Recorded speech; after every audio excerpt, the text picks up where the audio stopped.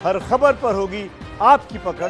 Download कीजिए ABP live app. ये बढ़ते हैं अगली खबर के लिए। देश के लिए आज एक बहुत बड़ा दिन है।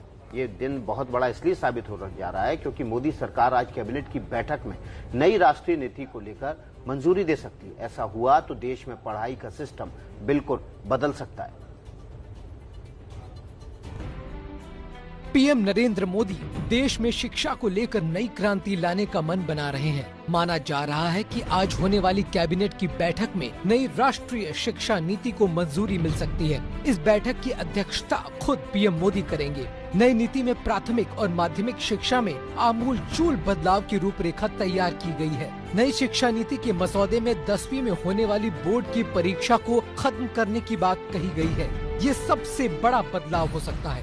12वीं तक की शिक्षा के लिए 5+3+3+4 की नई प्रणाली का खाका तैयार किया गया है।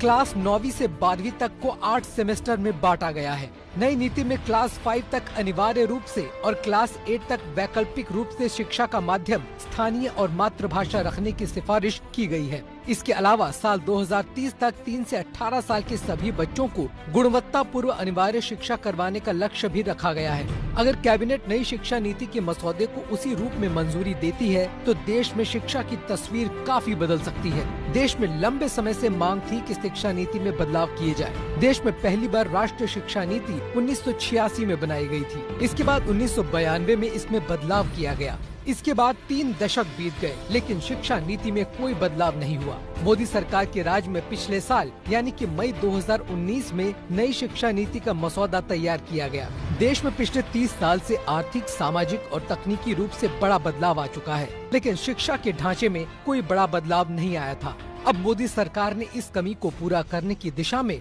बड़ा कदम उठा लिया है।